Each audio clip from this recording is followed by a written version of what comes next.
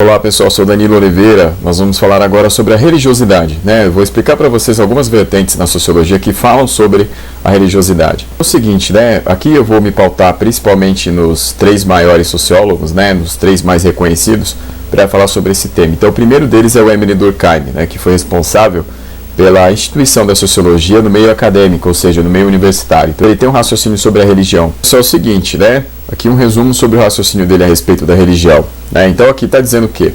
Que a religião é um sistema unificado de crenças e práticas, né? Ligados ao sagrado. Né? Então, esse conjunto, né? Que congrega as pessoas que a seguem em uma comunidade. Ou seja, então você tem aí esse conjunto de práticas, né? E crenças, né? Que tem aí essa ligação com aquilo que se considera sagrado para um grupo de pessoas, e aí essas pessoas então vão acabar formando uma comunidade. Então basicamente é isso, você tem as crenças e essas crenças vão levar à formação de uma comunidade aí em torno disso, tá? Então a religião aí basicamente é isso. Então essa definição geral aí que vai servir pra gente aí como norte por enquanto, mas lá pro final da aula eu vou retomar o pensamento do Durkheim para dizer mais algumas coisas a respeito aí do que ele pensa sobre a religião. Sobre os principais pensamentos a respeito da religião, é importante a gente entender como que a religião se encontra hoje e como ela estava na antiguidade, né? Então na antiguidade, pessoal, a religião ela era encarada de forma diferente do que é hoje. Na antiguidade, pessoal, a religião não se separava do todo, né? Ou seja, todas as práticas eram permeadas pela religião quando a gente pensa, por exemplo, aí na Grécia Antiga e na Roma Antiga. Então na Grécia Antiga e na Roma Antiga, pessoal, os mitos, por exemplo, eles faziam parte da vida das pessoas, né? Se hoje isso virou entretenimento, na época antiga não era, né? Na época antiga isso fazia parte das práticas cotidianas das pessoas. Então a mitologia, ela era ligada, por exemplo, ao cultivo, era ligada, por exemplo, à caça, era ligada à guerra. Então isso fazia parte da vida das pessoas e era religioso, era tudo sagrado nesse sentido. Em Roma, por exemplo, pessoal, o Senado, ele era considerado sagrado, né? Então ele era ali protegido pela religião também. Já nas sociedades industriais, pessoal, ou seja, quando a gente pensa na Revolução Industrial do século XVIII para cá, aí a religião ela acaba sendo confinada a um lugar mais separado, ou seja, ela tem um lugar para ela existir. Ela não vai mais tomar conta do todo, né? Então, o que vai acontecer nas sociedades industriais, pessoal, é que o sagrado ele vai ficando localizado em algumas partes da sociedade. Só o Karl Marx foi um dos pensadores aí que refletiu sobre a religião. Mais ou menos aí no raciocínio dele, pessoal, a religião ela é algo que promete a felicidade, mas para isso ela vai apregoar a resignação, ou seja, você tem que aceitar ali, de certa forma, a situação em que você se encontra para que você consiga encontrar uma felicidade. E para o Karl Marx, pessoal, a religião ela faz parte do conjunto da ideologia. E, pessoal, no livro chamado A Ideologia Alemã, o Karl Marx vai explicitar mais ou menos aí o que ele entende por esse conjunto ideológico. Então, para ele, a religião, a cultura, toda a filosofia, toda ela faz parte desse conjunto ideológico da sociedade.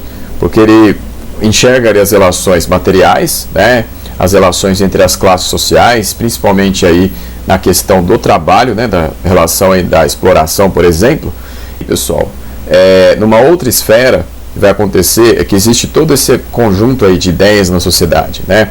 Então existem as relações materiais e aí pairando sobre essas relações materiais existe toda a produção ideológica, toda a produção simbólica da sociedade. Então ele faz aí esse raciocínio. Na base da sociedade, no pensamento do Marx, há as relações materiais aí que são primordiais. Essa produção ideológica aí, toda essa produção que tem dentro aí também a religião, ela vem aí acompanhando essas relações materiais. Um outro sociólogo muito importante, pessoal, que é o Max Weber, que inclusive estudou a obra do Marx, também vai ter um raciocínio sobre a religião. Para o Max Weber, pessoal, a religião ela tem pelo menos aí dois polos. Então um dos polos é o conservadorismo, tá? Como exemplo a Índia, né, com o hinduísmo, porque o hinduísmo tem uma parte ali que é o brahmanismo, que vai servir ali como uma manutenção da sociedade indiana na divisão de castas, né? Porque a sociedade indiana é dividida em castas. Então você tem ali a casta que representa os membros superiores do corpo do deus Brahma e as castas mais inferiores que representam as pernas e o pé, né? Então você tem ali a divisão entre cabeça, braços, perna e pé, né? Que aí cada parte do corpo então vai representar uma casta diferente na sociedade. Então os Brahmanes, por exemplo, representam a cabeça do deus Brahma, eles têm mais poder. e aí os trabalhadores comuns, eles são representados então no pé do deus Brahma, né? E aí, então isso faz com que a sociedade seja organizada de uma forma conservadora. Por quê? Porque enquanto a sociedade de castas era vigente na Índia, até 1950, você não poderia ter misturas aí entre membros de castas diferentes, né? Ou seja, as partes aí do deus Brahma têm que ser mantidas aonde elas estão, né? Então, esse aí é o pensamento conservador na religião. Por outro lado, a religião, ela também pode possibilitar mudança social, né? Então, um exemplo disso é o cristianismo dentro do Império Romano, né? Porque o cristianismo dentro do Império Romano, ele foi crescendo aos poucos, né? Então, ele começa como uma religião ali que é perseguida e depois ela é adotada pelo próprio imperador de Roma, né? Depois de séculos ali de perseguição. Então, Constantino foi o primeiro a adotar a religião cristã para si, né? E aí depois, décadas depois, o Teodósio, né, no fim do século IV, vai tornar a religião cristã oficial. E aí o cristianismo então vai representando essa ascensão social aí dessas pessoas, aí a mudança, né, para essas pessoas aí que antes eram perseguidas. Pessoal, nós temos novamente o Emre Durkheim, agora falando sobre o que ele pensa propriamente a respeito da religião, né, que características que ele enxerga. Então, uma das características que o Emre Durkheim vai enxergar na religião é a persistência, né? Então, existe aí uma questão de durabilidade. Então, a religião ela vai persistir, ou seja, ela vai ter essa característica aí de ser uma coisa permanente, né? Outra coisa, pessoal, é que a religião ela vai marcar a diferença entre aquilo que ela considera sagrado e aquilo que é profano.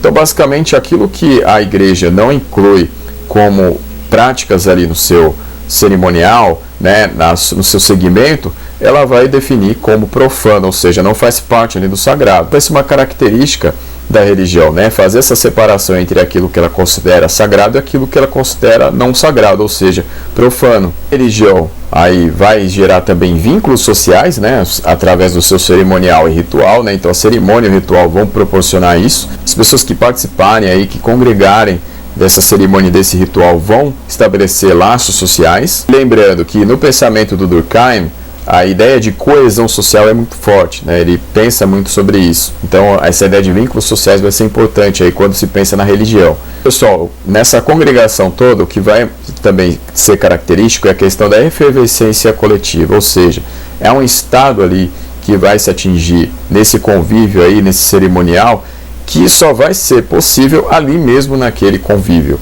né? Vai ser uma espécie de êxtase coletiva, né? As pessoas vão encontrar ali nas práticas da religião, né? Então as pessoas ali reunidas naquele ambiente, elas vão ter sensações que somente ali elas terão, elas não terão em outros lugares. Então é isso aí que faz com que essas pessoas voltem àquele lugar, né? Então essa sensação de êxtase coletiva é que faz as pessoas se sentirem ali bem naquele lugar, né? Um conjunto de sensações que as pessoas só vão ter ali, que vão fazer elas estarem ligadas àquele meio e vão querer voltar depois. Pessoal, por fim, há um fenômeno aí da secularização, né, que vai ser mais forte aí nas idades moderna e contemporânea, né, muito mais forte na idade contemporânea, porque nós temos o surgimento aí da Revolução Industrial, temos o avanço aí da sociedade na questão da tecnologia, na questão também dos valores mais laicos, né, de separação entre Estado e Igreja, e fazer com que as religiões sejam cada vez mais localizadas nos seus espaços próprios, né, e não mais sejam algo que domine a sociedade por completo em todas as relações, como acontecia no mundo antigo e até mesmo aí em algumas regiões na Idade Média, né? Então isso vai ser cada vez mais característico aí da idade contemporânea, a secularização aí das religiões. Só isso não quer dizer que a religião não vai tentar influenciar o poder político, né? Então alguns países da América Latina aí são caracterizados pelos últimos anos terem aí uma tentativa de influência do poder político por alguns grupos religiosos, né? Então por enquanto é isso daqui, na aula que vem a gente continua. Então obrigado e até a próxima.